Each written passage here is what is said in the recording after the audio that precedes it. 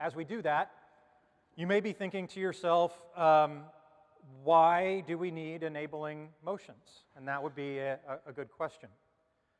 I think the simplest way to explain that is that I believe that there are two kinds of people in the world. And I think that those two kinds of people can also be represented by two kinds of dogs. And so I'm just going to let you decide which of those two kinds of dogs you are. I guess I know which one I am. I'm going to let you decide which one you are. So as we live into our time together today, because I think it is helpful for those of us who might be represented by the second dog, of which I am one, to be able to have some guidelines about how we're going to spend our time together today. So if you would, take a look at your enabling motions. These motions are going to deal with how we have dialogue about any of the items that we'll be talking about today, and how we vote on any of the items that are before us, or how we make motions or vote on those motions, okay? And so, all of the items that are before you today, and this is important, all of the items that are before you are both debatable and amendable. They are debatable and they are amendable.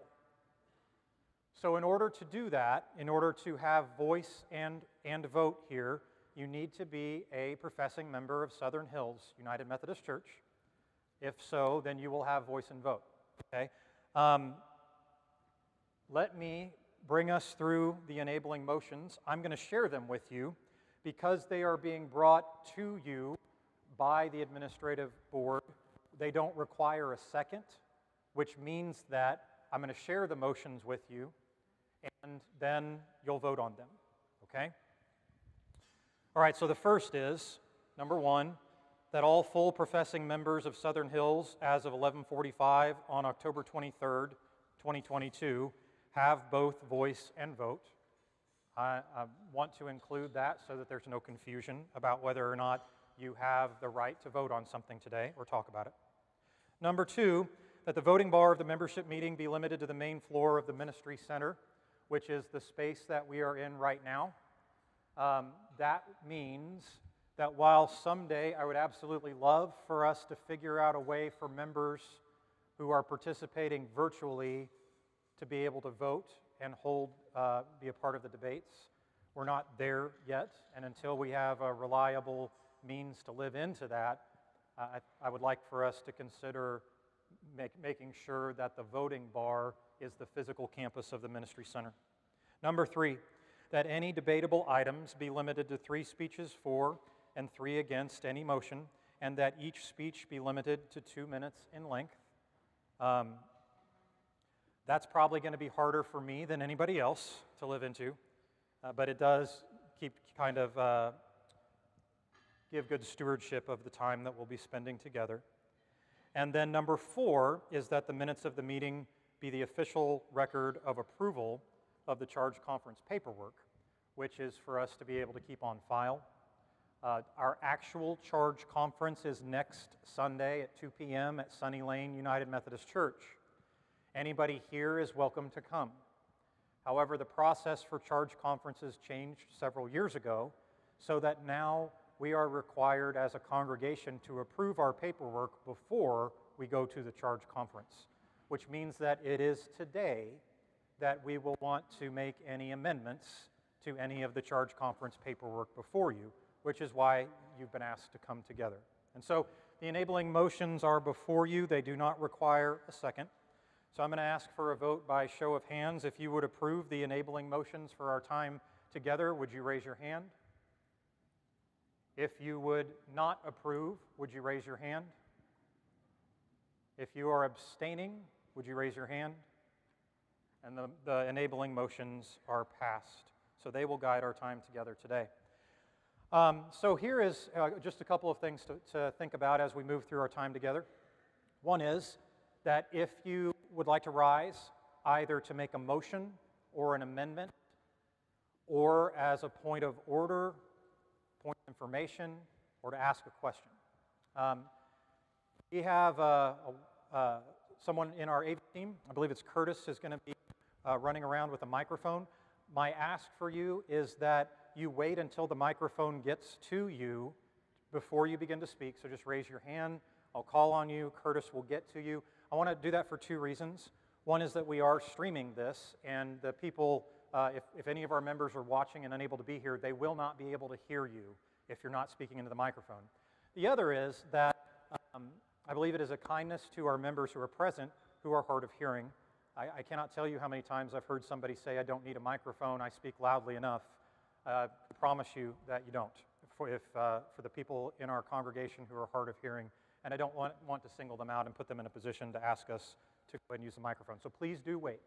And when you rise, also, because there are probably people here that you have not yet come to know, before you make a motion or ask a question, if you would say your name, and if you are on the board, if you would share what your position on the board is, that will help us to get to know one another better. Okay? All right, first up today is Dr. Kyle French, who is our board chair, with some opening remarks. If you are on the agenda, I'm going to ask that you come forward and present from the stage. Because we are live streaming, that's where the cameras will be able to pick you up. If you are asking a question or making a motion, please feel free to remain just right where you are. That should be on. Thank you, Matt. All right. Well, thank you for everybody for being here today. Just some general comments. I mean, it's been a long year, long several years. I think with being on this committee, as we've transitioned, and I know it's been well documented, and we've talked about it a lot, about having to live into COVID and the new normal, as everybody, the buzz phrase everybody hates now, that we had to get through. It obviously was tough, and how we transitioned through all that. Well, now this year, especially once we've gotten past the spring, has really been more about, okay, how do we come out of COVID? How do we made bunches of transitions, lived into more of a presence on the virtual campus, and to people not being as active and present in church, and how people feel about safely coming out or not coming out, and when we open things, and what activities were working previously, what activities would we want to try. And so there's just been countless hours of talking and going through these things. And so honestly, that's almost been an even bigger challenge than living in COVID. It's just trying to figure out where we go from here. We've had an amazing team to work with, and a lot of thoughts gone into a lot of decisions. I know not every decision has been popular. I haven't agreed with every decision we've made, but we've made the decisions as groups and supported each other in those decisions.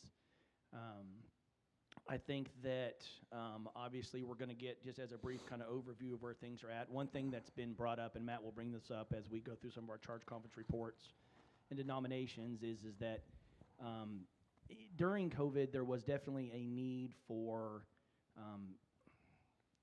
probably a little bit of a smaller committee just to be able to make the decisions to allow the church to function and move forward with what we needed to do. We felt as a board that it was important to start, as we're transitioning again at this point, to find kind of a balance of maybe not going back to a full ad council, but to expanding our committee for more voices and more activities, more, whether they be fellowship or evangelism or other forms of ministries that we're going to have, because we have a lot of great people here. Again, what do people always say is the best part about our church? The people.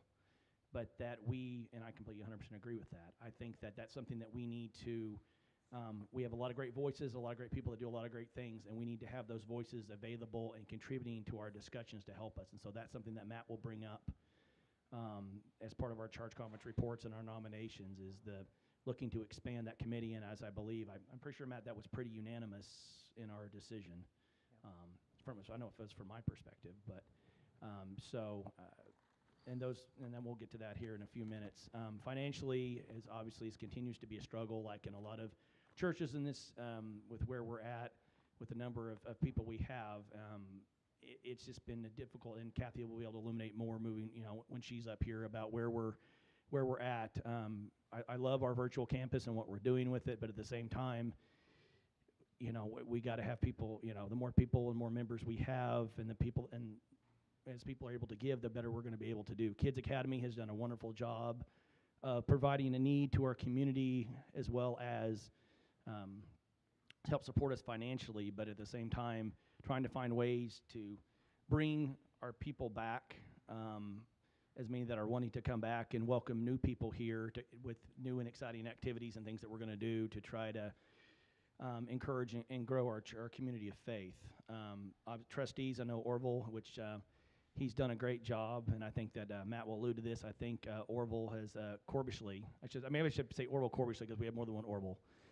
Orville Corbishley is, I think, going to be rolling off this year, and I would, I just on the front end here, I'd like everybody to give Orville a big round of applause.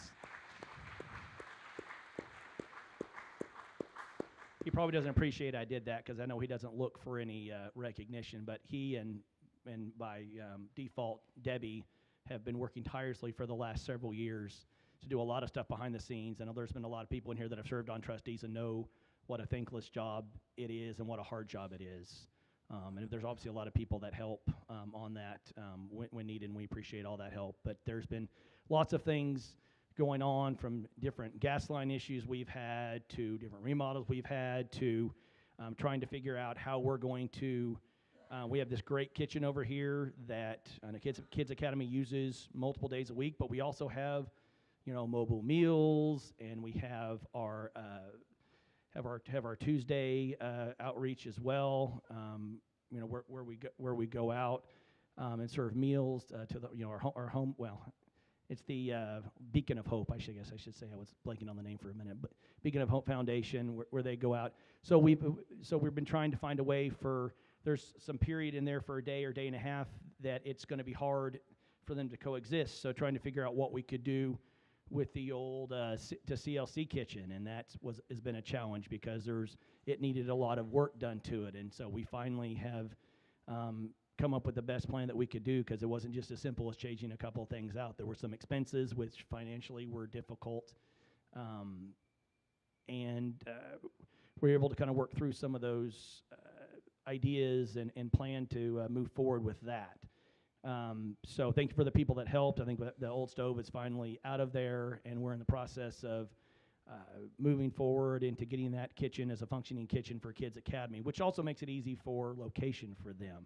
I know that UWF, I'm sorry, I'm still old in UMW, but UWF and United Methodist Men and different people have stepped up to help donate to match for that, and anybody else that's contributed, thank you very much for that, and we continue to look for help there. I know, Michelle, where are we at on our total there so far? Do we know?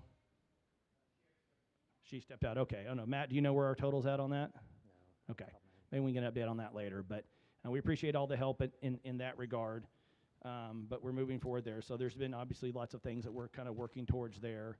I know Lene will give us some, as our SPRC chair, will give us some updates on some staffing and some ideas for how we can make different kind of comments and suggestions, and that's been kind of the thing. I know there's lots of comments and suggestions about different things we can try, either through different services or communion or other ideas or things we can do around the church and activity-wise or ministry-wise, and we can certainly use. We're going to try to get a way to where people can give suggestions and comments either for activities or regarding staff or other things like that, things we can do to try to make ourselves better. And move forward. And then Debbie will give us an update on family ministries, and Orville Tate, as Matt alluded to, on the Beacon of Hope Foundation. So, but again, just wanted to give some kind of opening comments. We thank you for everybody's support. We thank you everybody for being here. We're really excited about moving forward and how about where we're going to go into the next year. And there's some exciting ideas that I know Matt will continue to share about. So, and then I guess we're going to turn it back over to Matt.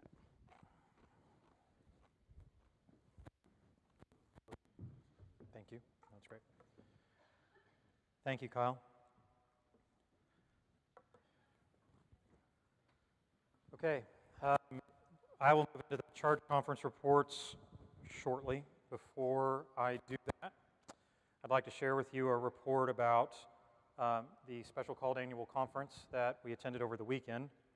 And I'd also like to share with you a couple of initiatives that you'll be seeing here at Southern Hills over the course of the rest of this year and into next. As Kyle mentioned, we're going to be focusing intently on a few things. One of them will be a church-wide stewardship campaign that is getting ready to kick off here in November. There is a curriculum for this, and so if your Sunday school or small group would like to participate in this church-wide stewardship campaign, there is a curriculum for you to follow. It has both a book that's a 4-week process together with discussion starting DVDs. All we need to know in the church office is whether or not your small group, Sunday school class, whatever it may be, would like to participate in that so that we can get those things ordered. I will be following that same process through 4 weeks of sermons devoted to each topic that is assigned to that week. So this is a program based on a book called Enough, written by Adam Hamilton, has some great reviews, and has been used, I know, by a number of other churches as well. So we're going to be moving into that time as we focus on stewardship of our time, our talents, our gifts, and our service. Then as we come out of that and move into Advent at the end of the year, we'll be focusing on evangelism for the period of the end of the year that is Advent. We'll be following a curriculum for that as well. Incidentally, also one written by Adam Hamilton that focuses on combining the reason that we reach out during Advent with an understanding of the importance of the incarnation or the Advent season. So, same kind of thing. There'll be a book, 4-week process, discussion starter, videos, stuff like that. I would like to know if you can let us know in the church office. Please just contact Michelle. Let her know that your group is interested in participating in either one of those things, or that you would like more information about them, and we would be glad to get your group more information about that as well. So please do let us know. The focus on evangelism at the end of this year is going to be a focus, as Kyle mentioned, on our physical campus. We have great success on our virtual campus, and I'm really glad for what the Holy Spirit is doing there. And as we emerge from these past few years of quarantining and staying at home and not staying at home and going back and forth between what the right thing to do there is, we're ready to focus on inviting people to come into this congregation and worship together with us on our physical campus. Now, most people do that in a hybrid way. I would imagine you do that in a hybrid way. Some weeks you're here and some weeks you're worshiping virtually. That is great. We want to continue to invite as many people to be a part of our community of faith as we can. And so we're going to focus at the end of the year on how we do that in ways that are meaningful and effective. So I'm excited about that. If you want more information about how your group can be a part of those studies, please let me know. Okay, Friday night and Saturday, the Oklahoma Annual Conference of the United Methodist Church had a special called conference. If you're new to Methodism, we are a connectional denomination, and that means that there are different levels within our structural hierarchy. So the local church has authority over many things, but not over everything. The next higher body is called the district. Our district is the Heartland District, and it comprises most of South Oklahoma City and a few areas right outside of the metro. Beyond the district, the next level in our hierarchy would be called the annual conference. Now, I understand that to a degree, sometimes it would be helpful if we used words that sounded more like church words, but that's a name that is long been a part of our heritage. An annual conference represents a geographic area that can be of any size. The conference immediately to the north of us comprises 2 states. It's called the Great Plains Annual Conference. The state south of us has 5 annual conferences in it. Oklahoma has 2 annual conferences. However, for our purposes, we have 1. There are 2 conferences in Oklahoma that comprise the state of Oklahoma and overlap in the same geographic area, but also have the same bishop. The same bishop is bishop over both of those conferences. One is the Oklahoma Indian Missionary Conference, which is a missionary conference of the United Methodist Church made up of churches that are oriented to one of our indigenous tribes or another, and it is actually the oldest conference in Oklahoma. The Oklahoma Annual Conference was born out of that. So the Oklahoma Annual Conference is what we are a part of, comprises the state of Oklahoma. Beyond that, we have a jurisdiction, and then we have the General Conference, which represents the entire denomination. And so that hierarchy being what it is, in order for us to make decisions, we have to make those decisions at meetings at certain levels. For instance, right now, this body, which represents our charge conference group, is making decisions relative to our local church. The annual conference will make decisions relative to the churches that exist within our annual conference. I'm sure you can see how that works. There is only one body in the United Methodist Church that is able to make decisions based on polity or to speak for the theology of the denomination, and that is the General Conference, which meets every 4 years, or should. It's been postponed since it was supposed to meet in 2020. The next one will be in 2024. A special called conference is different than our annual conference, which happens every year in May. It's at that conference where the annual conference in Oklahoma does things that are very similar to what you and I are doing right now relative to the local church. They just do it for the whole conference. A called conference can only deal according to our Book of Discipline. The rules of the United Methodist Church are published every 4 years in a book that is this thick, made up of several paragraphs of administrative law. Our Book of Discipline says that a called conference can only meet to address what it is called to address.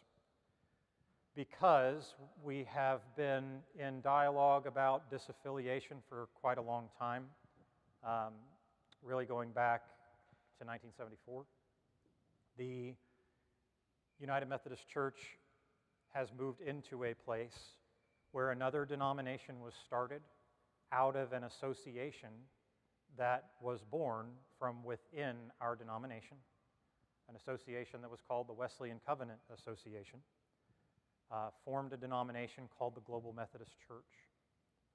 When General Conference was pushed off again, the leaders of the Wesleyan Covenant Association and subsequently the Global Methodist Church decided to launch their denomination, and our General Conference created a special window for disaffiliation. Now, disaffiliation can happen at any time that a church votes to do that. There's a difference, though, between what normally happens and what is possible between now and the end of the 2023 calendar year. Normally, when a church votes to disaffiliate, the process for us is developed by the Conference Board of Trustees. They have some leeway in how they do that, but for our conference, the process looks like this. If your church were to vote to disaffiliate, then your church would pay any apportionments from the previous year that it did not pay in full. It would pay its full apportionments for this calendar year, and it would pay its full apportionments for the following calendar year. It also has to pay a pension liability for clergy who have already retired and had been promised a pension that should have been funded by the continued presence of the church that is now leaving in part. And so there's a decimal that's used to determine what your unfunded pension liability is. You pay that number. Then in addition to that, you have to pay back any grants that you received from the district or from the annual conference for things like building buildings or other ministries. There is a number. You can call the annual conference Office of Transitions and get your number. I haven't done that.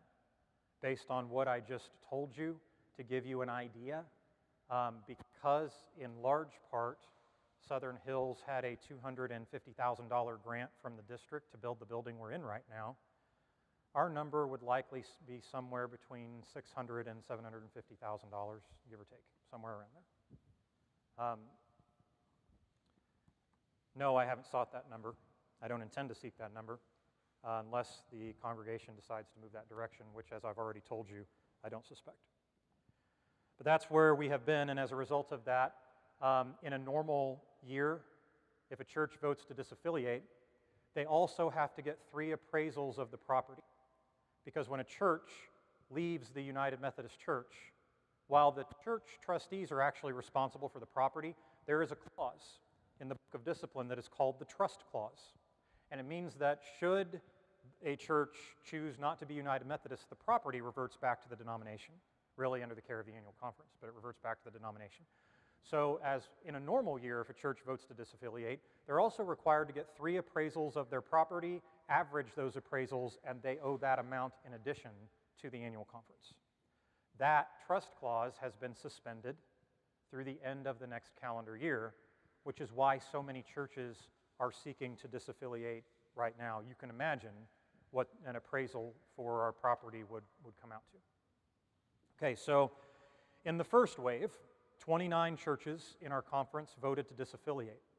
I believe, Kate used to work for the annual conference, and she had a pretty accurate number of how many churches we have in the conference. It's around 430 some odd churches, if I remember correctly, right? 409 now, okay. Left now, after yesterday. So 29 out of those 400 some odd churches voted to disaffiliate. Dr. Tish Malloy, who is appointed to the Office of Transitions for the Oklahoma Annual Conference and is helping churches to transition through this, was asked yesterday how many churches have inquired that may go through that process over the course of the next year.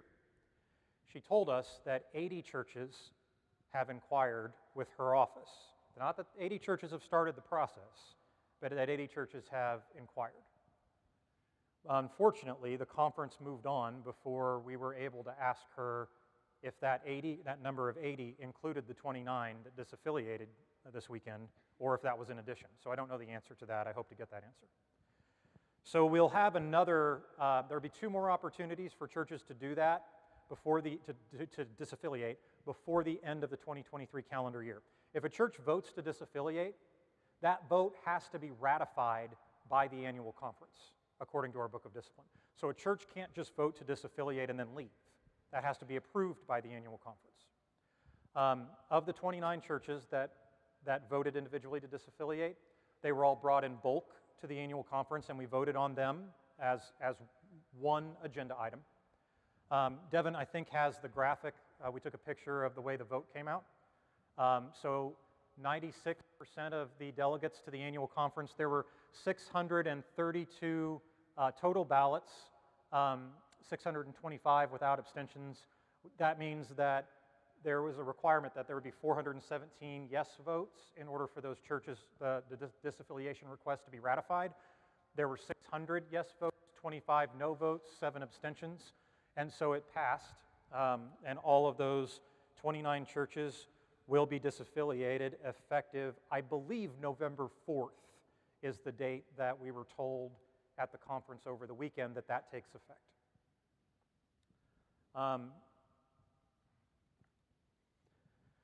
The clergy associated with most of those churches are going with the church. There are a couple of exceptions, and I'll share that with you. I'm going to read to you the list of churches that disaffiliated. Well, let me do that now, and then I'll tell you about the rest of what happened there. The list of churches, the 29 churches that disaffiliated over the weekend are Boise City, St. Paul's United Methodist Church, Fairview UMC, which is in Slapout, Fargo UMC, Guyman Victory Memorial UMC in Guyman, and then the United Methodist Churches in Hooker, Kenton, and Tyrone, St. Mark's UMC in Bethany, Abiding Harvest UMC in Broken Arrow, the United in Leonard, Oklahoma, and then in Tulsa, Asbury United Methodist, First United Methodist, and St. James United Methodist. Asbury United Methodist, up until this weekend, was the largest United Methodist church in the state of Oklahoma, and no longer is that the case. First United Methodist is a rare church in which the senior pastor did not choose to go with the church. And so she's in the process. She actually, her name is Jessica Moffitt, and my father was on staff at that church for 5 years shortly after I graduated from high school. He and Jessica worked together. She was also an associate at the time. Jessica is not going with the Global Methodist Church. She's going to retire as a United Methodist minister. Here in our district, St. Andrew's United Methodist Church, and I believe we have some friends from St. Andrew's who have been joining us and are here today. Paoli UMC and White, I think this is White Bead. I'm not even sure where that is, to be honest with you. Then also First United Methodist of Ardmore, Faithbridge, and Heavener, the United Methodist churches in Ogden, Mansville, Davis, Pecola, Redland, Nardin, Lone Wolf, Hollis, Gould, Granite, and Willowview UMC in Enid. And those are the 29 churches that have disaffiliated. Those 29 churches, we were told, accounted for about 16% of the total apportionment payout in the annual conference. The budget was reduced by just over 14%, presumably to account for that. However, there is a lot of debate and dialogue about the financial management of the annual conference for several reasons. Not the least of which is that the annual conference office failed to produce an audit for a 3-year period, I believe. And when they finally did produce an audit, I think the consensus of our conference finance and administration team that is supposed to oversee that was that, and I quote, "It was not worth the paper it was printed on." Funds had been commingled in the conference office for quite some time, to the point that funds that were brought in for one purpose were used for another purpose, sometimes in a way that is highly questionable. When Kate and one of her dear friends worked at the conference office, they discovered that, drew attention to it. What they brought up was overlooked, and so subsequently they left their positions and found new jobs. And so the financial management of the annual conference has been a continuing concern. The churches were asked to increase their apportionments a number of years ago because the annual conference was running out of funding. Then 2 years ago, the annual conference somehow found a $7 million fund that the next year turned into a $14 million fund. And when the churches and CFNA, Conference Finance and Administration, asked about the origination of that fund, which is listed as unrestricted funds and other, and so obviously the members of the annual conference, if you're a clergy person, then we don't hold membership in a church. We hold membership in the annual conference like you do in a church. So the annual conference essentially is my church. The members asked for more information. They were told that we were not allowed to have access to that information. So we spent a fair amount of time trying to get access to that information this weekend, and all of those motions were ruled out of order by our bishop. So there is another motion being put together for annual conference in May to gain access not only to information about those funds, but also to change the reporting processes of the conference accounting office so that more information is provided about where those funds, where the money is coming from, and what the restrictions or lack thereof are. All of that sounds like it is dramatic enough to keep your attention, and yet I still struggled to pay attention somehow while we were there. At one point, the ministers who were disaffiliating, many of them, arose to see if there would be a way to make a motion to take some of the $17 million or so, I think it's 16, of undesignated funds and use that to pay their exiting costs. That was debated and was heavily voted down. And so that money at least will stay with the annual conference, save for the fact that we have no idea what it is, where it came from, or how it can be used. But it will not be used for that, so that came out of the meeting. There were a couple of other items dealt with. One was the budget. Had to approve the budget for 2022 at a 14% reduction. I have that budget if you have any interest in seeing it. We also, unfortunately, because of the decline of the United Methodist Church and the disaffiliation of other churches, we are running out of the funding that was available to help offset the healthcare costs of our clergy in retirement. And so if you are, that program is being sunsetted now. People like me will not get any help for our medical expenses when we retire. Those who are already receiving that will continue to receive it. We voted for that. And then based on, I believe it's your age right now and your years of service, you may get a portion of that, which allows for some of our clergy who are late in their careers right now to still maintain a benefit that they were planning on in their retirements. If you have interest in that, I can answer those questions, but my intent there is to give you a bit of a summary update. So do you have any questions before we move on to our charge conference here? I want to make sure you're aware of what's happening at the conference and the denominational level.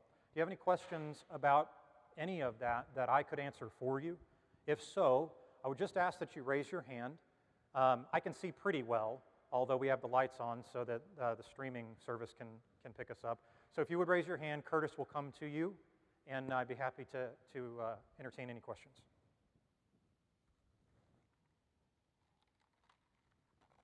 Okay. Should you think of something that you'd like to know more about, please let me know. With that, I'm going to move on to the approval of our charge conference paperwork. And so if you would, I'm going to ask that you first take out the packet that is way too small for you to be able to read. If you could take that out. This is a consolidated charge conference form. If you've been around the United Methodist Church for a while, you know that charge conference packets used to be very large. This is consolidated, which I think has helped to save quite a bit of paper. I need to make one change to this, and I wish we are not able to print this in a way that numbers the pages, and I'm sorry about that. It's a form on the conference website and prints this way. But if you would please go to the last page. I'm going to ask you to look for a heading that says Recommendations for Ministry Candidacy at the bottom of the page. Recommendations for Ministry Candidacy. Do you have any recommendations for candidacy or continuing candidates for ministry? We put no in there. Our youth director, Olivia Ankrum, had been a member of another United Methodist Church in which she started the very lengthy process of moving toward ordination. She is, I believe, a certified candidate for ministry, is that right? Which is one of the stages in our process leading to ordination. Requires that she be a member of a local church and that local church certify her candidacy year after year. Now, had she started that here, she wasn't even on staff at the time that she started this, but had she started that while a member here, she would have first met with our staff parish team and then would have moved on to meet with the district committee, and eventually, which is where she's at now, eventually she'll move on to the Board of Ordained Ministry. So she is transferring her membership here, and as a result of that transfer of membership, it's incumbent upon us to recertify her candidacy for ministry. However, she is actively meeting with what is called our District Committee on Ministry to continue to be interviewed and fulfill a series of requirements. So I need us to, as an amendment, write in Olivia Ankrum's name where it says no next to the question, do you have any recommendations for candidacy or continuing candidates for ministry? Please write Olivia Ankrum. Her last name is spelled A-N-K-R-O-M.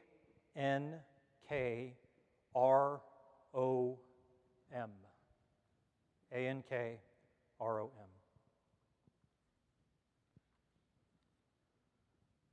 The report of the charge conference, the consolidated charge conference report, is before you. It is both, we do not need a second. The report is properly before you. It is amendable and it is also debatable. And so, at this time, let me call for any debate or amendments to the report, other than the amendment that was just offered. If so, if you would please raise your hand, Curtis will come to you.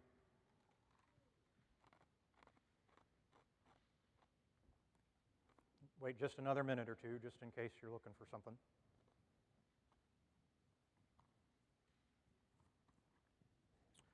All right, seeing no hands, then I'm ready to go ahead and call for a vote. And this vote is just for the consolidated charge conference packet. All those in favor of approving the report as amended, would you please raise your hand? Hands down.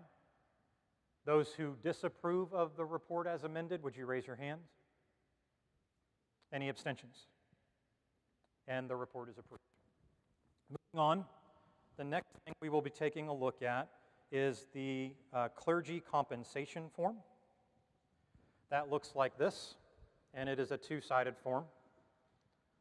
I understand that the form can be complicated, and so I'm glad to answer questions about it if you have any. Any clergy person in the United Methodist Church requires that this compensation form both be filled out and approved by our charge conference. It is also public knowledge for the members. I've actually had questions about that, about whether or not clergy compensation is public information.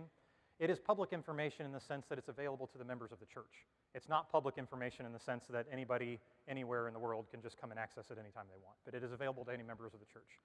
This represents no change from the previous year or the previous year or the previous year. There was one change in 2019. There was a 2.5% cost of living increase. And then when we sold the parsonage, we are required to either provide a parsonage or housing allowance in lieu of parsonage.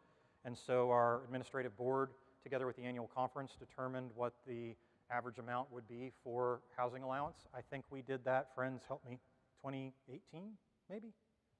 Somewhere around there. So this has stayed the same over these last few years. This is debatable, and it is amendable, but it is amendable in the sense that should this body choose to make a change to it, that will have to go back to a session of the administrative board, and then the administrative board will have to bring it back to a charge conference again, just so you understand the process. So let me open up the floor for any debate or questions.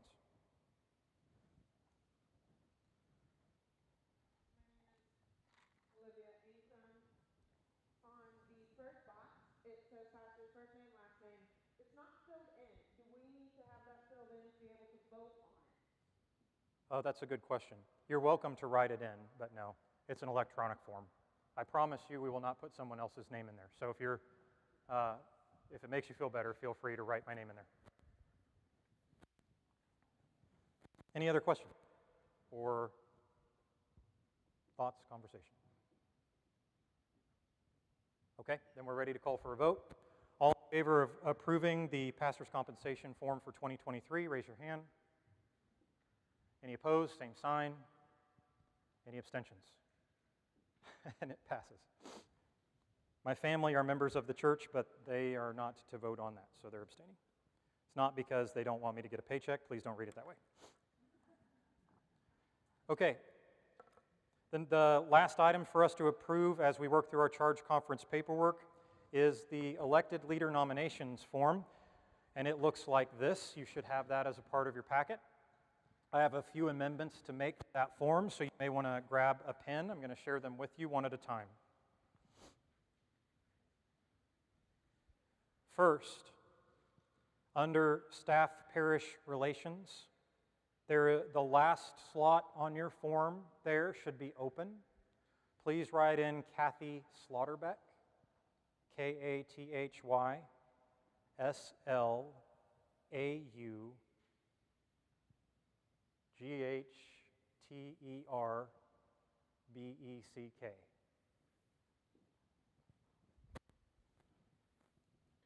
Next, under finance, the last block under finance should also be open. Please write in Richard Belshie, Belshie.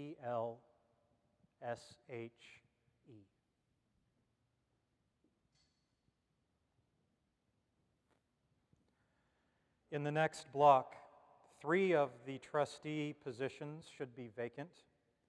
Under the position that says co-trustee with responsibility for helping us make decisions about gardens and landscaping, please write Lee Breshears, Breshears.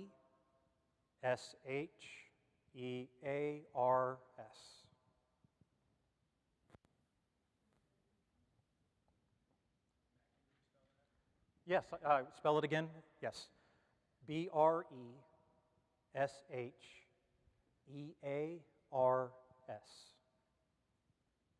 Lee Breshears.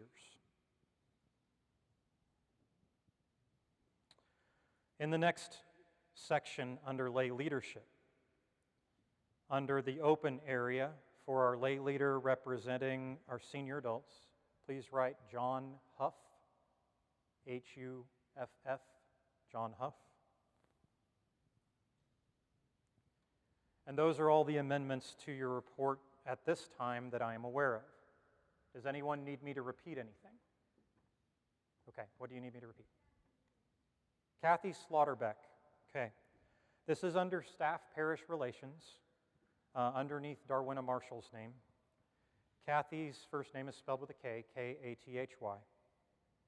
Her last name is Slaughterbeck, S-L-A-U-G-H-T-E-R-B-E-C-K. Is that correct? Did I get that right?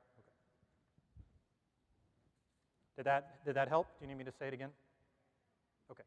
Anyone else? Do I need to repeat anything else? Okay. The Book of Discipline makes this report debatable and amendable from the floor. And also, the Book of Discipline requires that we call for nominations from the floor. We can call for nominations from the floor can happen in one of two ways. You can nominate someone to an existing position. You can also request to nominate someone to a new position, whereby creating a position on the board. Does that make sense? So you can nominate someone to an existing position, or you can nominate someone to fill a new position. Here is my ask. If you should nominate someone other than yourself, I would please ask that you have already discussed that nomination with them, because it would be a bad surprise and a terrible position to be in, to be nominated and not have any idea that you were being asked to be nominated for that. So please already have talked to them, unless you would like to nominate yourself. At first, as we open the floor for nominations, if possible, it would be wonderful to fill the remaining open positions, meaning we have 2 positions for people to serve as trustees, and we have 1 position for a lay leader who frequently attends our chapel service to represent the perspectives of the people who attend that service to our board. And so to that end, while you're thinking about nominations, in case this is new to you, let me briefly take you through what the different positions on the board do. As I do that, please understand that in a one-board structure, while our members may have oversight over an area or be allocated to that area, everyone on the board makes all of the decisions together about everything. So that means that our trustees are not the only people who handle trustee things. Everyone on the board will be a part of that. But we'll ask our trustees to keep their finger on the pulse of the needs of our campus. Our Staff Parish Relations Committee members, they will not be the only people taking care of job descriptions and hiring processes. Everyone will participate in that together with them, with the exception of if there are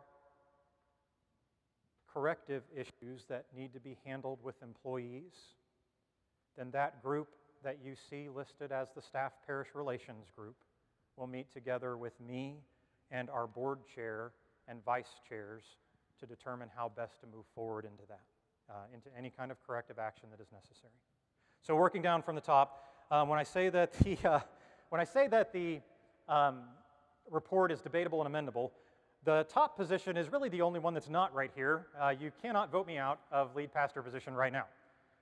Now, all joking aside, there is a process by which you request the appointment of a new pastor, and that for us happens with our what is our administrative board. So the administrative board would have that conversation. In the United Methodist Church, that can happen in 3 ways. Either for us, the administrative board can request a change, I can request a change, or the cabinet, the bishop can come and say, Matt, you're moving this year. That's how that happens. All right, so the chair is Dr. Kyle French. This year we're moving into a position where we have 2 vice chairs to help in the leadership process of those meetings as the board expands. Stephen Jackson has been our vice chair for the past year. Orville Tate is the person that we're recommending serve as the other vice chair in that position. And those people are not only responsible for leadership of meetings and organization of the process of the church, but working together with me to help in the administrative processes of the church, and are a part of every functional area of the church. So the chair and the vice chair and lead pastor are a part of every one of those sub-areas, okay? Staff Parish Relations is the name for what is essentially our Human Resources Committee. This committee is responsible for helping us to develop job descriptions, putting together policies and procedures for our staff and our clergy, which are two different categories in the United Methodist Church. Also is responsible then for doing employee reviews, church clergy reviews, and reviews of the state of the church. Every year, the lead pastor fills out a report reviewing the state of the church, and the SPR group fills out a report together for us with the whole board on the state of the church as well. And both of those reports go to the district superintendent. Finance, I hope, is fairly obvious. Our financial team is the team that is responsible for keeping their finger on the pulse of the finances of the church. And in the United Methodist Church, it is our treasurer or co-treasurers who have authority over the spending of funds that is intentionally kept separate from our clergy for a reason. Our clergy are not to have access to bank accounts. They are not to participate in the audits. We are a part of the financial decision-making that happens on the board together with the rest of the board members, but final authority for finances rests with our treasurers, and that is by design. Trustees are responsible for the facilities of the church. In addition to that, the Book of Discipline places administration of the invested funds under the purview of the church trustees. In this capacity, we are not, in spite of, bless their hearts, Orville Corbishley, and then also Debbie has been with them every step of the way. Before that, Glenda Hibbets and Tom, and a group of devoted people that helped them, have done more work around this church, together with many volunteers. I could not possibly list the names of everybody over the years to help make sure that we have a wonderful building to be able to use for ministry and worship. We are not asking that if you choose to serve as a trustee, you simply do everything that needs to be done. We're asking that you keep your finger on the pulse of the needs of the campus and help to bring recommendations to the board about how to do what needs to be done. That may mean we put a group of people together to work on that. It may mean that we get quotes to deal with something, but we're going to ask for your help in keeping your finger on that pulse. Lay leadership. In expanding the board, one of our conversations centered around bringing in more perspectives from a wider cross-section of our congregation so that as decisions are being made on the board about not only the future of the church, but the allocation of our resources, we're as well represented as we can possibly be according to the cross-section of our congregation that we're seeking to represent. And so you can see the different areas there of people that we have asked to serve in those capacities. We are in need of someone who regularly attends the chapel service. So if that is you, if you're thinking to yourself, I'd like to do that, I hope you'll self-nominate here in just a minute.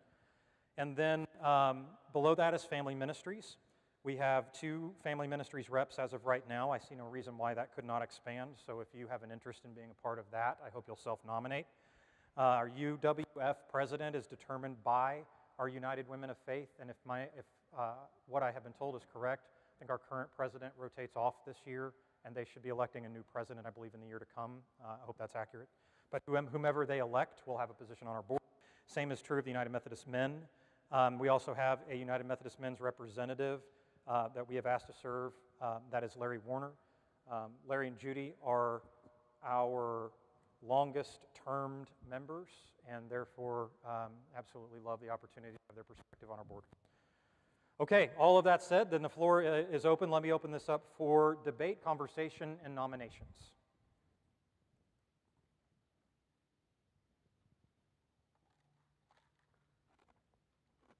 Please don't jump at once. Oh, okay, good.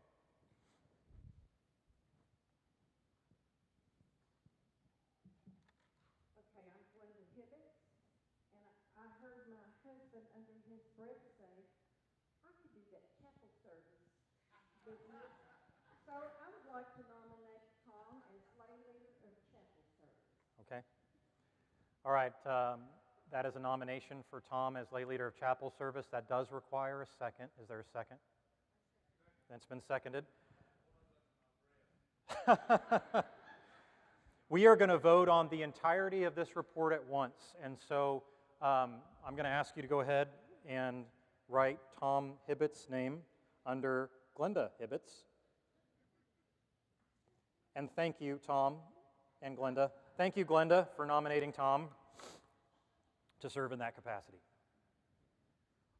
Okay, is there more debate? Are there other nominations? We would love to create an opportunity for you to serve. We have some areas that we have need. Is your hand up? Okay, Curtis, can we go over here?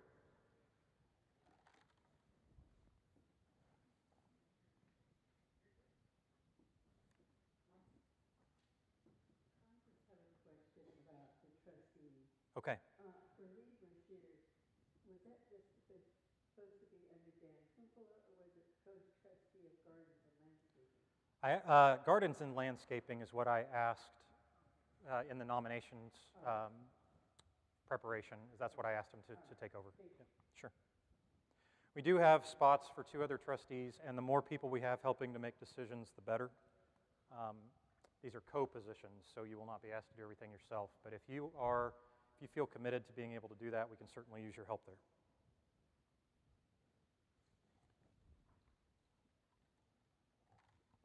Are there? I cannot see where it is. So Curtis.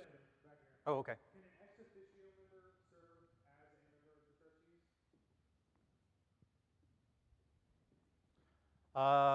Staff member can serve on the trustees. Yes, that is true. That is possible. Was that a self-nomination? Oh, okay.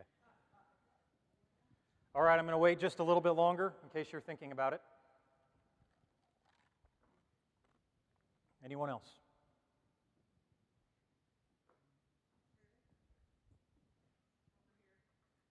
There is another hand. Okay.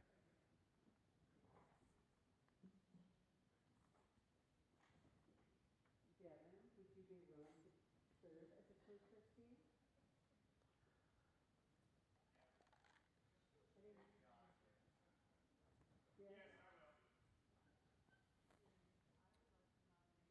Devin Rickenbacher as co-trustee.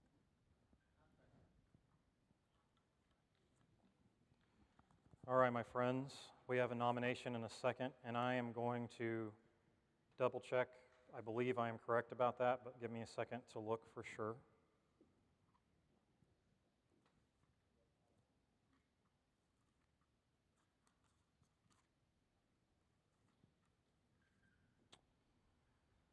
Okay.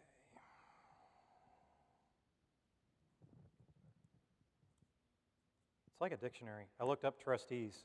You know what it said? See Board of Trustees.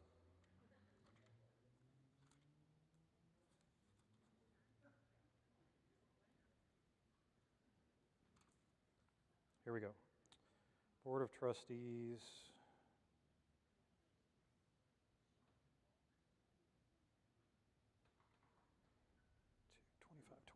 Let's try that. Okay, give me 1 second.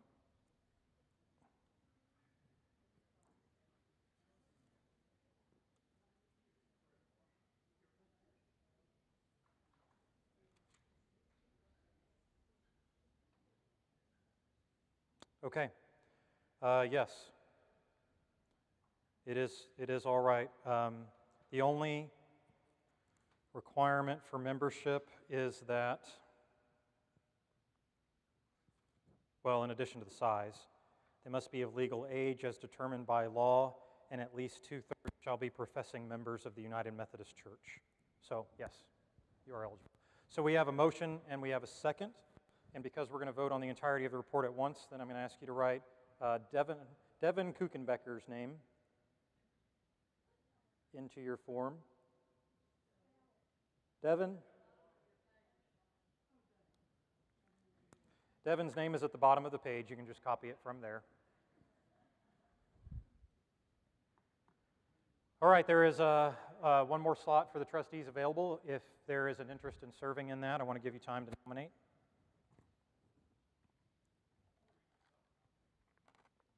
Self-nominating is ideal. Okay, seeing no other hands, then the report is properly before you as amended. I'm going to read through the report so that you can make sure that what you have in front of you is accurate, okay? Lead pastor, Matthew Scraper. Chair Kyle French, Vice Chair Stephen Jackson, Vice Chair Orville Tate, Staff Parish Relations Rep Lene Clements, Staff Parish Relations Co-Rep Darwina Marshall, Staff Parish Relations Co-Rep Kathy Slaughterbeck, Treasurer Kathy Polzin, Co-Treasurer Lynn Naran, Co-Treasurer Richard Belshi, Trustee Dan Humpula, and it should have one A in there. That was a typo. There's just one A at the end of his name. Co-Trustee Devin Kuchenbecker, Co-Trustee Gardens and Landscaping Lieber Shears, Lay Leader Long Range Planning and Hospitality David Rogers, Lay Leader Young Adults Christopher Sollenberger, Lay Leader Families with Children Caitlin Silver, Lay Leader Senior Adults John Huff, Lay Leader Intercessory Prayer Lovey Floyd, Lay Leader Outreach Homeless Ministry Ann Humpula, Lay Leader Outreach Mobile Meals Ministry Glenda Hibbets, Lay Leader Chapel Service and anything else Glenda tells them to do Tom Hibbets, Lay Leader Foundry Service Larry Grant, Family Ministries Rep Sarah French, Family Ministries Rep Pam Rogers, UWF President is to be determined, UMM President Randy Silver, UMM Representative Larry Warner. The report is properly before you. If you would approve of the report as amended, would you raise your hand? All opposed, same sign. Any abstentions? And the report carries. Friends, would you help me welcome and say thank you to all of the people who have agreed to serve you in the next year.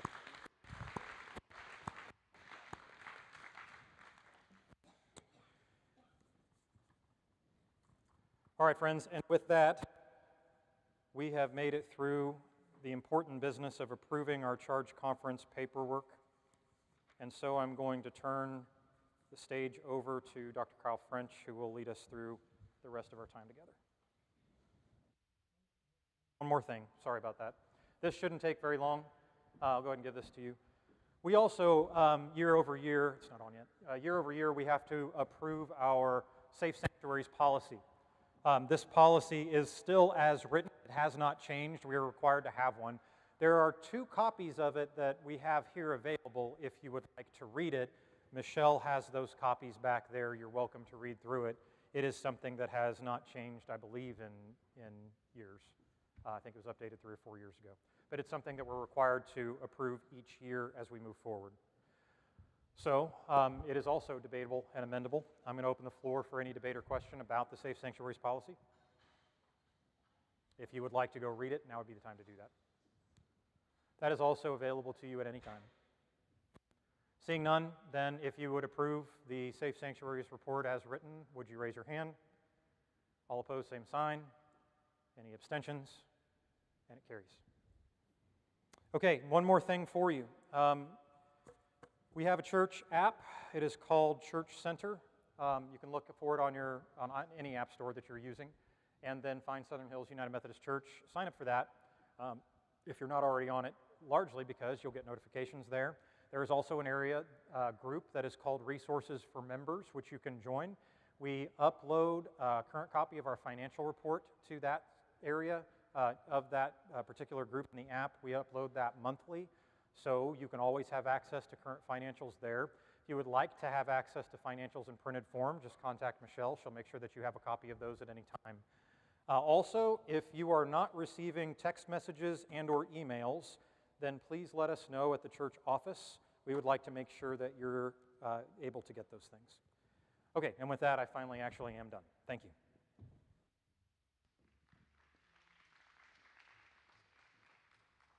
All right, I'm not going to say anything else other than to say it's Kathy's turn, so I'll have her come this way. So Kathy has been doing a very great job, and we appreciate all that she does. Keep going, keep going. Oh, you know, I always love the chili cook-off, right? I mean, it's I hate this day, and I love this day at the same time. I love it right now, and tonight I'm not going to love it. So, all right. Thank you. I was not going to try to climb up those steps, so that's why I went around to the side. As Matt mentioned, the financials are available in Church Center, so I'm not going to read through these for you. I will just thank you for your faithful giving. I know we're all sick of hearing about the pandemic, and I'm sick of talking about it, but that put a huge hole in everything. We did have some faithful giving that continued during that time, But of course, our attendance dropped off because we were not able to attend. And sometimes if you don't attend, you forget about giving. So I want to thank you for those who did not forget about it. And one of the things that we're working on right now is building up our attendance. Today was a wonderful day. Thank all of you for coming. I certainly enjoyed it. If you have any specific questions, I'd be happy to address those. I will just mention that we are still operating at a deficit for this year. So the fall or the end of the year is usually when our giving has an uptick. So let's have a big uptick this year. Okay, any questions? Okay, thank you very much.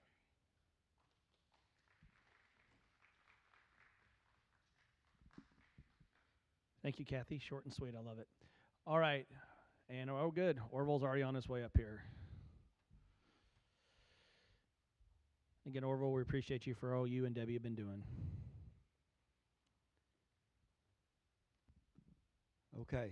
First problem for me today is I didn't bring notes, so this may be a little disjointed. We're currently working on the Kids Academy kitchen. We have a new stove. We have backsplash purchased, not installed yet. Anyways, and I've coordinated with APS on the fire suppression system, and I should be getting information this week on potential schedules for getting that installed. Then we'll have the stove installed. We have some electrical work for that, and also tying in with the fire suppression system. And that will also have to be connected to the fire alarm system. So just some wiring type work and systems that must be addressed. And the other thing that we have to do in the kitchen over there is a thing called grease interceptors or grease traps. I've been looking locally at Lock Supply online with Amazon and other vendors. And I'm pretty much at the point where I think we can purchase, I know what capacities we need and such as that. We're going to try to do that and install ourselves. If we have trouble with that, we'll end up hiring a plumber for that. But those things are moving along rapidly. Trying to think, does anyone know of any other major systems that we have in work right now that I've forgotten? Okay. We have some projects that will overflow into the next administration of trustees, and that's air conditioning and the youth area, both the main youth area and the classrooms inside. Both of those compressors need to be replaced, and being of the age and type. Anyways, the numbers I have are about $7,500 for each of those two systems. They're small but necessary. We recently had an electrician come in and resolve some of the electrical problems we're having in the Christian Life Center. We found a short in a photo sensor outside that was causing one wall of outlets to not work and a number of lights. And in doing so, we have managed to address some of the requirements the fire marshal left with us on emergency lighting in that room as well.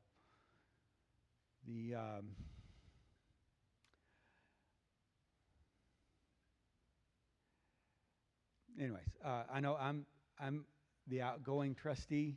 I want to say thank you for all the volunteers who have helped me over the last 3 years. There have been many, especially my wife. And just as Glenda Hibbets gave me a lot of help, a lot of advice in the first many months, years of my term, and still does, by the way, so will I help Dan and his term as trustee. A lot of things, you know, when you open up a commercial facility, or a facility rated as a commercial facility, like the kitchen here, the kitchen in the Kids Academy, you learn because I never dealt with food industry or anything of that nature. There are a lot of code requirements, city requirements, fire requirements, health requirements, things that you never dreamed of. Inspections and certifications, some 3 months, some 6 months, some annually. Just a lot of new things that we're all going to get used to. Anyway, do you have any questions about trustee matters? Any things that we need to address? Thank you.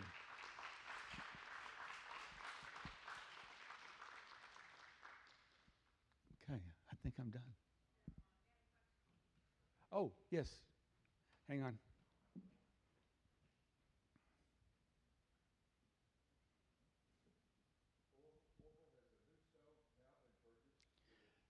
It has. The stove was purchased, let me see, Debbie Schultz and Jeff and Kathy Polzine went to, I think, Metro Appliances, and they found one that Debbie thought was appropriate, and the three of them together, they made the purchase. It's delivered and setting in a box. Still, we have to unbox the thing.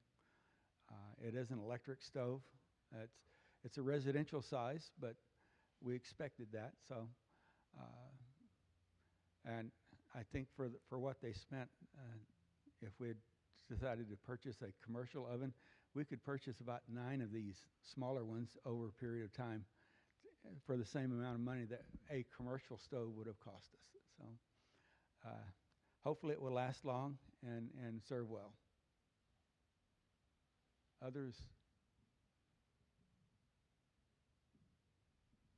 Judy Carden, are we fully funded for all of this repair in the kitchen? I believe we are. I know there's been a fundraising effort, and I don't know where we're at on the total. We're really close if we're not there.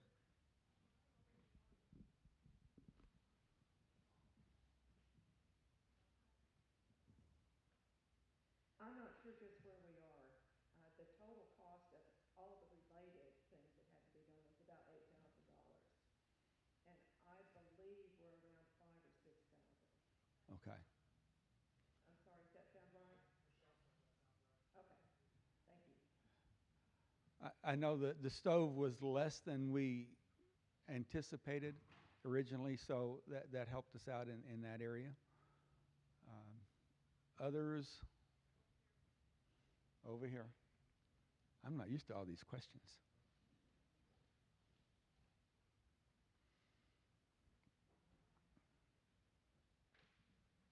Well, is the fire department and health department okay with getting a residential stove instead of commercial stove?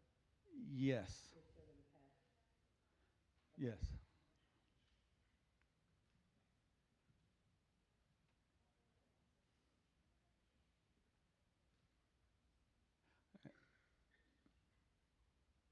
Others?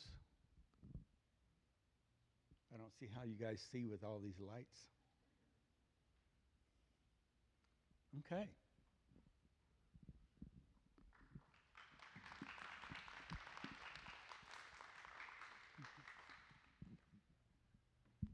All right. Next is SPRC with Lene Clements.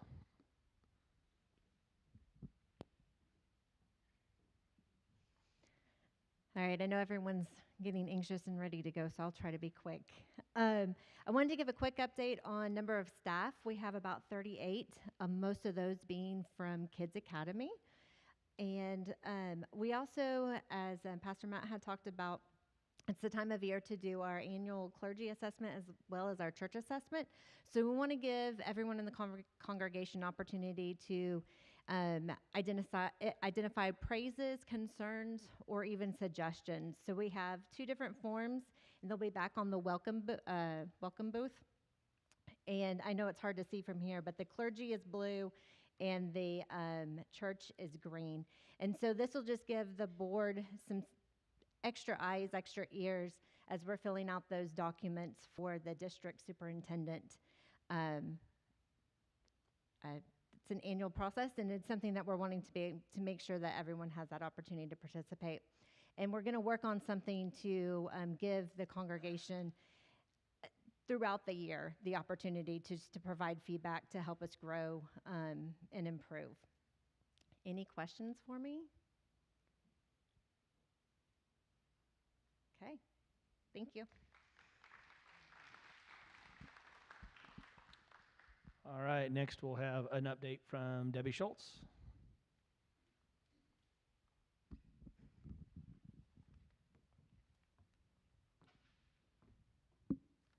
Okay, so I'll start with youth.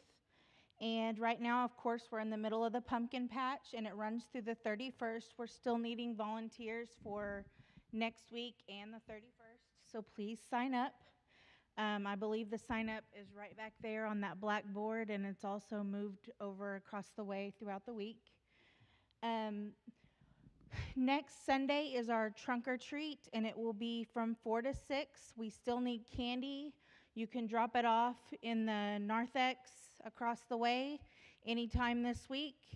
And we would love to have you come set up your car. You can decorate it. You're not required to do that.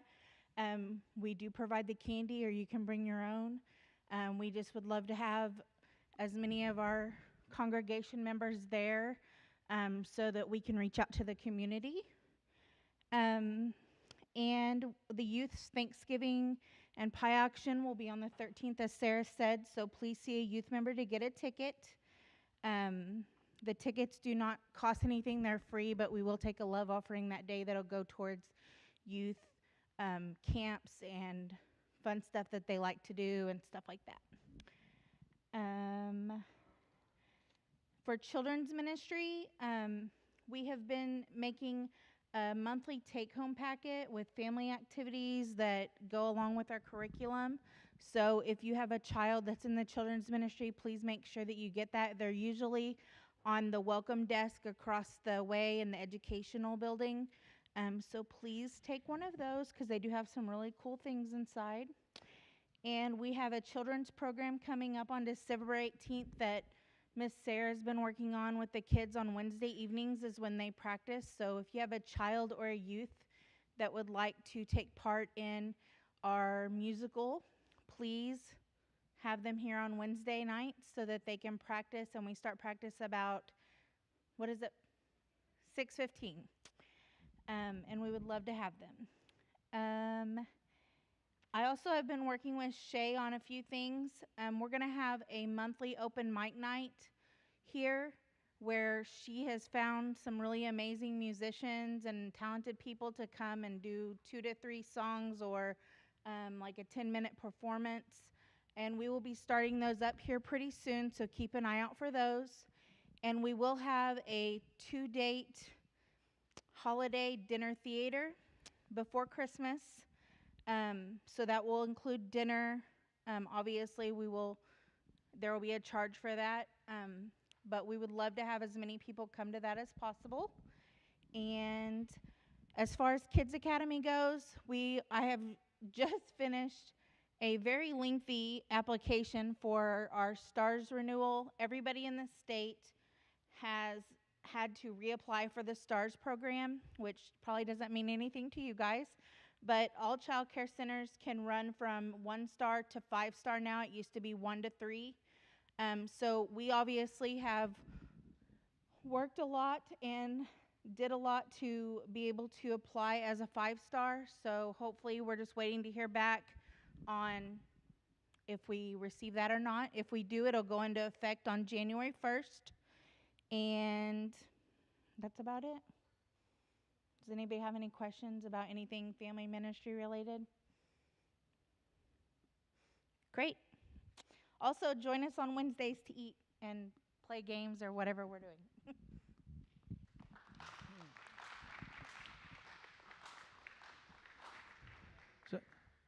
Thank you, Debbie. Appreciate all of your hard work as well.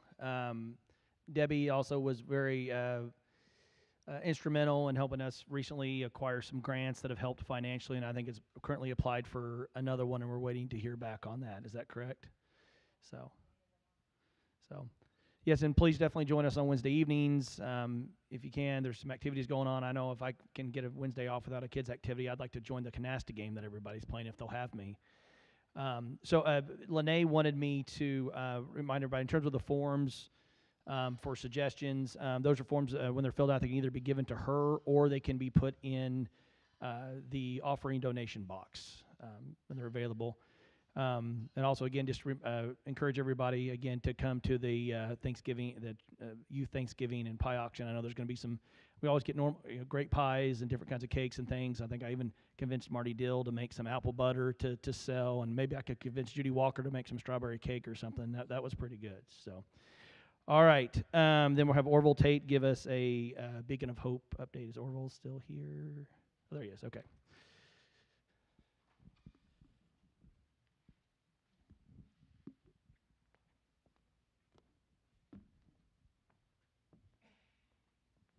Well, I'll make this fairly short. Ooh, it is bright. Actually, the Beacon of Hope is now incorporated by the state as a nonprofit under the Southern Hills Outreach Foundation, which is a step towards hopefully obtaining some grants that'll help us out tremendously. We have received, we've submitted to the IRS for a 501c exemption, and we believe that it's either been granted or in the process of being granted, but we have not received the determination letter yet, as far as I know. I believe that should be coming shortly. With that, we will be able to, like I say, apply for some grants and possibly get some substantial funding. We're serving between the mobile meals and the Outreach Foundation, we're serving about 200 meals every Tuesday. And we have a group of tired, worn out cooks that are absolutely awesome to show up every week and put these meals out that are, I can't even express the words that the people at the Outreach have given us about the quality and quantity of food they're receiving. It's an awesome experience, so if you or you know someone who would like to participate in that and show up on Tuesdays and cook and clean and, just spend a few days helping about a lot of hungry people, it would be awesome. That's really about it for me now.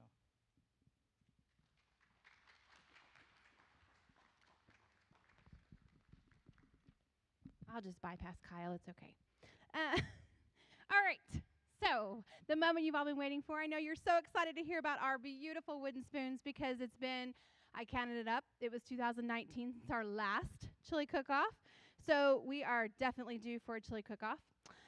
First of all, I want to remind those that brought a dessert or a chili, please pick up your crock pot when you leave, and please take your dessert home. Most of it's eaten. But I do want to thank all of you all for bringing in a chili today. Larry Warner, Glenda Hibbets, Devin, Kathy Polzine, Larry Grant, Ty Beasley, Matt Scraper, Marty Dale, Orville Tate, Logan Tate, Kathy Slaughterback, Caitlin Silver, Pam Rogers, myself, and Lene Clements. So 15 chilies. Let's give them all a round of applause. So this year we did a little bit different with our voting. We did let the congregation vote this time. In the past we've had judges, but we actually let the congregation vote. And so as a collective, we did raise $361.37. So two of our chilies came in second and third place. They both brought in $46, and the first one goes to number 6, Ty Beasley.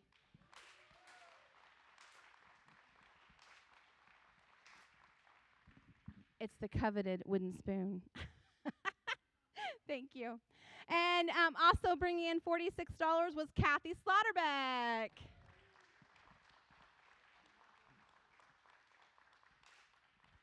And thank you to Judy Huff for getting our wooden spoons and making them always look so cute. We appreciate it. Yes, of course. Oh, Kathy's was number 11. I'm sorry, the number 11 chili. My bad. Ty Beasley was number 6, and Kathy's was number 11. And our winning chili was chili number 7 for $55, Pastor Matt Scraper. So there you go. Thank you. Appreciate that. So, again, thank you guys so much for bringing your chili. Do what? Recount. Uh-oh. I think We count attendance on Sunday morning, so it should be fine. or online. Times Or up online, 1.5. Is Yeah, that we what it is? have a Okay. multiplier we use. So.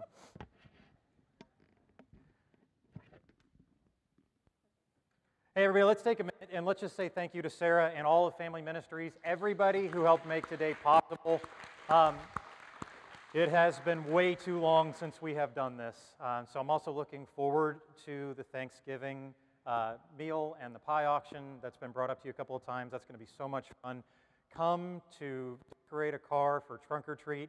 If you didn't get to come last year, then you don't know yet that my family, in the midst of that, we set up under the awning, and we have apple cider and bratwurst and hot dogs, and we just have a great time talking to a bunch of cool people. So come and join us for that too. Is there anything for the good of the body before we go on with the rest of our day and week? All right, then that being the case, I want to thank you for your commitment, your service to the kingdom and to the church. I want to thank you for giving up your time to be here today to make sure that our voices are well represented as we seek to discern God's will for our congregation. Let's pray together. Oh, I'm sorry. Please do sign up for the pumpkin patch, yes. And for a number of years, Kate and I were out there in the pumpkin patch all day Saturday, all day Sunday, together with our youth. And as I've been here, I think this is our 27th or 28th year, 28th year doing this. Major fixture here in South OKC. It's a blast to be out there and talk to people and be able to do that. So sign up and participate there. Okay, let's pray. God, thank you for today, for the opportunity to be together, to worship you, to give you thanks, to praise you, to have some fellowship, to be able to enjoy having some fun together, eating chili, and to be able to come together to seek your guidance and discern together what your will is for the future and the life of our congregation. We pray, God, that your blessing would be upon not only this place, but that your hand would be upon us in the places that we will go from here, so that in everywhere we go, we will be aware of the opportunities that you provide us to share your great love with the world around us. This we ask in your name.